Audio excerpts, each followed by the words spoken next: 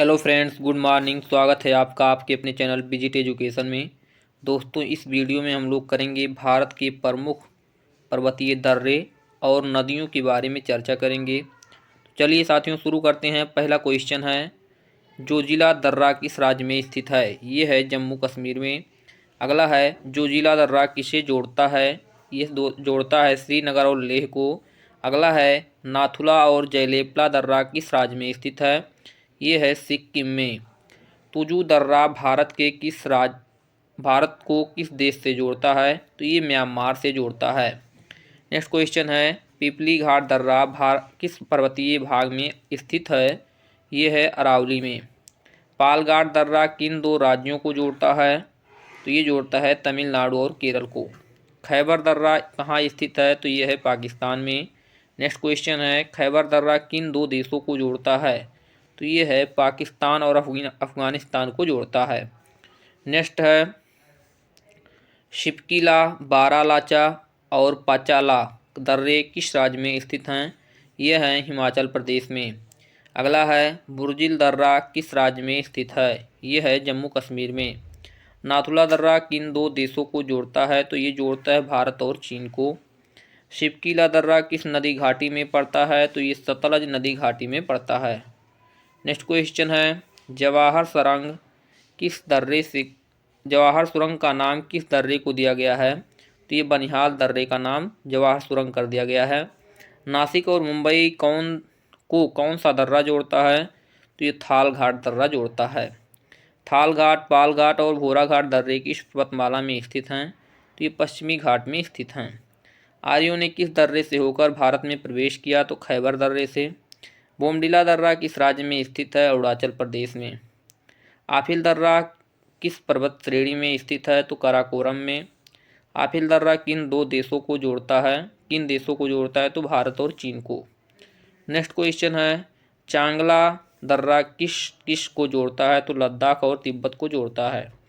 दियांग दर्रा किस राज्य में स्थित है? तो ये अरुणाचल प्रदेश में है। नेक्स्ट है, रोहतांग दर्रा किस राज्य में है? ये है हिमाचल प्रदेश में। थांगला दर्रा कहाँ स्थित है? तो जम्मू कश्मीर में। जम्मू और श्रीनगर को कौन सा दर्रा जोड़ता है? पीरपंजाल। लिफलेक दर्रा स्थित है उत्तरांचल में। निम्नलिखित में से कौन एक सही सुमेलित है? तो इसका सही आंसर है साथियों, नाथुला दर्रा अरुणाचल प्रदेश में सुमेलित नहीं है, तो ये नहीं सुमेलित है। लिपलेख उत्तराखंड में है, रोहतांग हिमाचल प्रदेश में है और पालघाट केरल में है। अगला क्वेश्चन है, माना दर्रा स्थित है? तो ये है उत्तराखंड में। हिमालय में हिमरेखा बीच में स्थित है, तो 4300 से 6000 मीटर पूर्व में स्थित है। हिमालय के हिमनदों के पिघलने की गति है सबसे अधिक। चौराबाड़ी ग्लेशियर स्थित है, तो ये स्थित है केदारनाथ मंदिर के उत्तर में। नेक्स्ट क्वेश्चन है, मिलान हिमनद किस क्षेत्र में स्थित है? तो ये कुमाऊं प्रक्षेत्र में स्थित है। जेगू ग्लेशियर कहाँ स्थित है? सिक्किम नेपाल में। रीमो, पुन्नाह और रूपर ग्लेशियर कहाँ स्थित हैं? कश्मीर में। अब साथियों, नदियों के बारे में पढ़ेंगे। भारत की प्रमुख नदियां हैं, जिसमें उत्तर भारत की नदी सिंधु नदी तंत्र, गंगा नदी तंत्र और ब्रह्मपुत्र नदी तंत्र के बारे में चर्चा करेंगे। चलिए साथियों, शुरू करते हैं। इधर सिंधु नदी कहाँ से निकलती है? तो ये निकलती है बोखरचू हिमनद कैलाश पर्वत श्रेणी से। सिंधु नदी की कुल लंबाई कितनी है? 2880 किलोमीटर। सिंधु नदी की भारत में कितनी लंबाई है? 709 किलोमीटर। झेलम, चेनाब, रावी, व्यास तथा सतलज किस नदी की सहायक नदियां हैं? सिंधु नदी की सहायक नदियां हैं। सिंधु नदी को तिब्बत में किस नाम से जाना जाता है? तो ये जाना जाता है सिंगी खम्बन या लायंस माउथ नाम से। आगे क्वेश्चन है, सिंधु नदी द्वारा निर्मित सबसे गहरे महाखंड का नाम क्या है? तो गिलगित 5200 मीटर है। झेलम नदी के उद्गम स्थल का नाम क्या है? बेरीनाग। कश्मीर की सबसे महत्वपूर्ण नदी कौन सी है? झेलम। चेनाब नदी को हिमाचल प्रदेश में किस नाम से जाना जाता है? चंद्रभागा नाम से।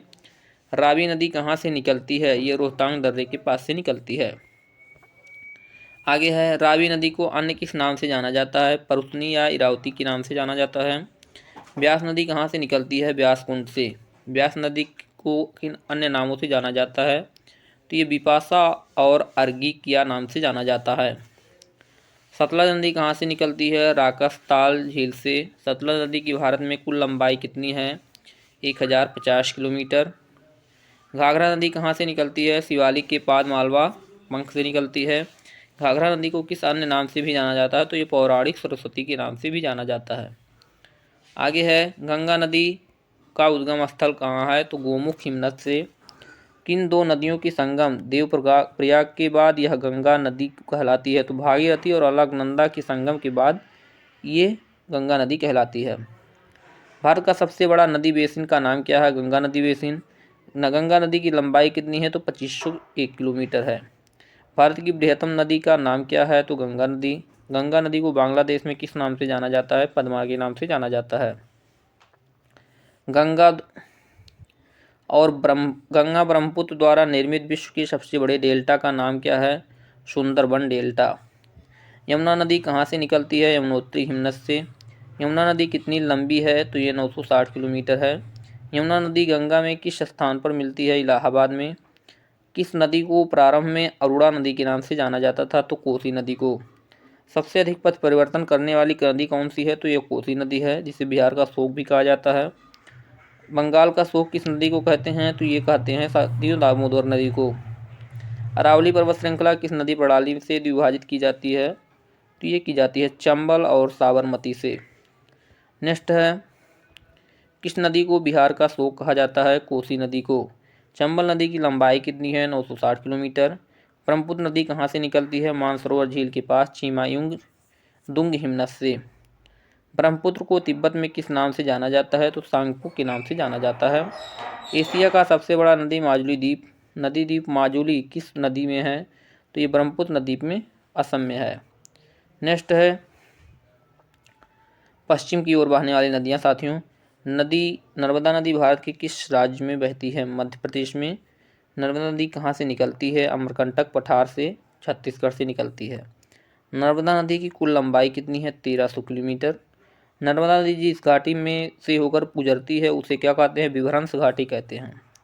नर्मदा नदी कहाँ गिरती है? तो ये खंबात की खाड़ी में गिरती है।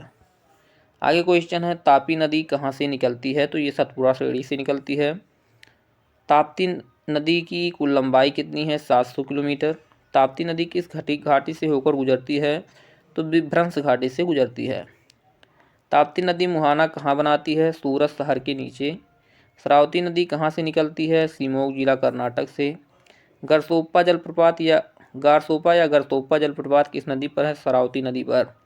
भारत की लवण नदी के नाम से किसे जाना जाता है? तो लूनी नदी को जाना जाता है। आगे है क्वेश्चन साथियों, लूनी नदी किस में गिरती है? कच्छ के रण में।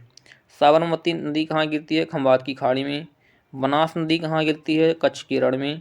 माही नदी कहाँ गिरती है? खंबात की खाड़ी में। पश्चिम की ओर बहने वाली नदियाँ डेल्टा का निर्माण नहीं करती हैं, इंपॉर्टेंट पॉइंट साथियों। आगे है, गोदावरी नदी कहाँ से निकलती है? तो ये नासिक महाराष्ट्र से निकलती है।